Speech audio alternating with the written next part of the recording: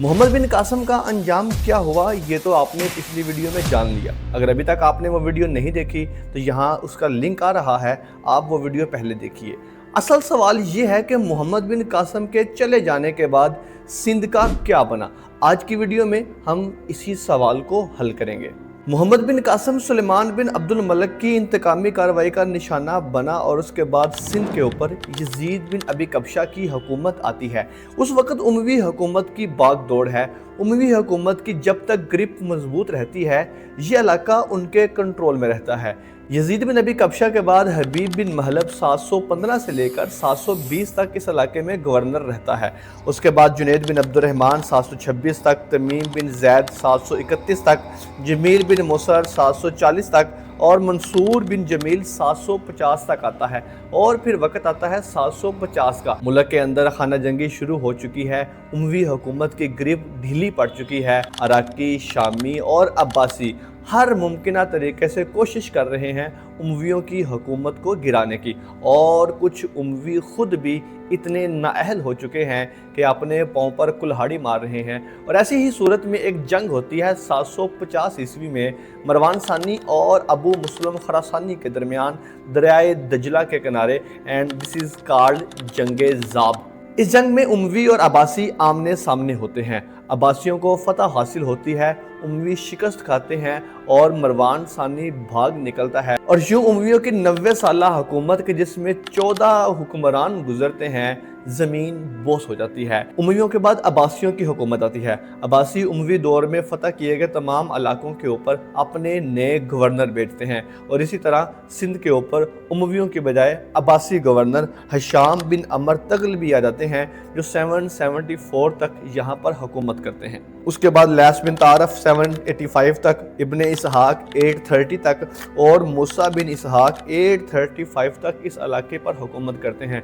इसी दौरान बनो अब्बास के अंदर हारून रशीद की हुकूमत होती है। हारून रशीद के अहद में एक खानदान जिसको बराम का खानदान कहा जाता है, ये बड़ा ताकतवर खानदान बन जाता है। ये अपने वजीर आजम लगाता है, बड़े बड़े ओहदों पर इस खानदान के लोग होते हैं, और यूं हुकूमत की बागडोर खलीफा की बजाय बराम का खानदान के कंट्रोल में होती है। सिंध के ऊपर उस वक्त उमर बिन अब्दुल अजीज हबारी की हुकूमत है, और यमन का गवर्नर इमरान मूसा बर्मकी है, और ये यमन के साथ साथ सिंध को भी कंट्रोल करने की कोशिश करता है।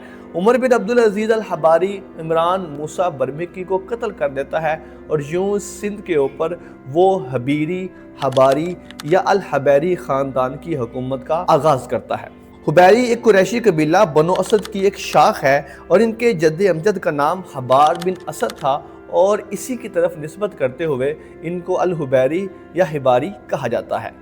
खलीफा मुतवक्किल को इमरान मूसा बर्मकी के कत्ल का और उमर बिन अब्दुल अजीज हबैरी के हुकूमत को संभालने का पता चलता है, तो वो भी ये शुक्र करता है कि किसी न किसी तरीके से इन बरामका से जान छूटी है, क्योंकि जितने ये पावरफुल थे मुतवक्किल के दौर तक मुतवक्किल खुद इनसे जान छुड़ाने की कोशिश करता रहता था, और बरामका ख़ानदान के एक बंदे का मारा जाना और फिर उसी जगह पर कुरैशी ख़ानदान का हुकूमत संभालना, ये एक खुश आइंद बात थी। इसलिए खलीफा मुतवक्किल ने उमर बिन अब्दुल अजीज अल हबारी को न सिर्फ गवर्नर नामजद किया, बल्कि इसको सेमी इंडिपेंडेंट स्टेट का दर्जा दे दिया, और यूं हुबैरी ख़ानदान एक आज़ाद खुद मुख्तार या फिर नीम खुद मुख्तार हुकूमत कह लीजिए, जो अब्बासी दौरे हुकूमत में वजूद में आती है।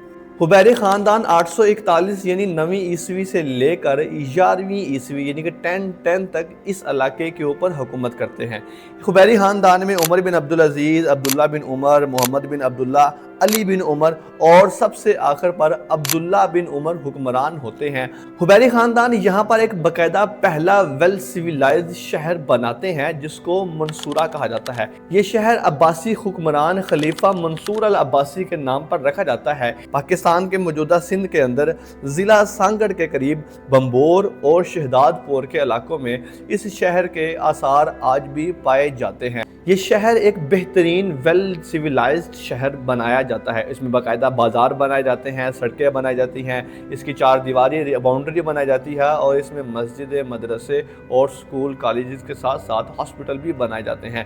لیکن پھر اس خوبصورت چمکتے دمکتے شہر کو اپنے ہی لوگوں کی نظر لگ جاتی ہے، اور یوں محمود غزنوی کا رخ ہوتا ہے اپنے اس مسلمان بھائی خاندان حبیری خاندان کے شہر کی طرف، اور یوں عبداللہ بن عمر کا سامنا ہوتا ہے محمود غزنوی کے ساتھ۔ محمود غزنوی اپنے پورے جوش و جذبے کے ساتھ، اپنے جذبہ ایمانی کے ساتھ ایک مسلم ملک کے اوپر حملہ کرتا ہے، حبیری خاندان کے اوپر حملہ کرتا ہے، اور حبیری خاندان کا آخری حکمران عبداللہ بن عمر محمود غزنوی کا سامنا کرتا ہے۔ عبداللہ بن عمر کو شکست ہوتی ہے، اور یوں محمود غزنوی منصورہ شہر کے اوپر قبضہ کر لیتا ہے اور غزنوی امپائر کو کابل سے لے کر سندھ کے علاقے تک وسیع کر لیتا ہے، اور جو اس علاقے کے اوپر امویوں اور عباسیوں کی بجائے ایک نئی حکومت شروع ہو جاتی ہے، and it's call Ghaznavi umpire.